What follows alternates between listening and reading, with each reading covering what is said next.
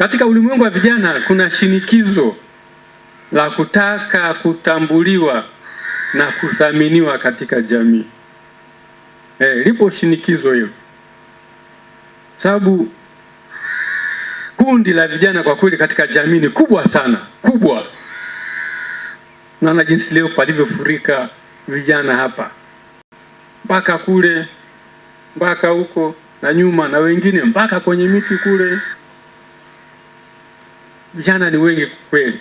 Ni kundi ambalo ni kubwa, na kuna pale ambapo wanataka kundi hili linataka katika jamii na lenyewe litambulike na kuthaminiwa, sio kutambulika tu, na kuthaminiwa,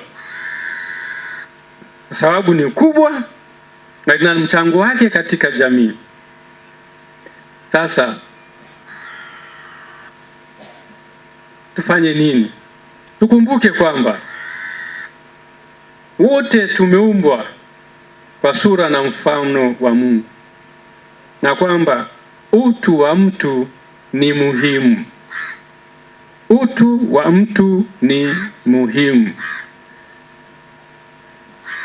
Jamii tambue kwamba hata vijana na wenyewe wapo katika jamii na utu wao unapaswa kufanya nini? Kupaswa kuthaminiwa.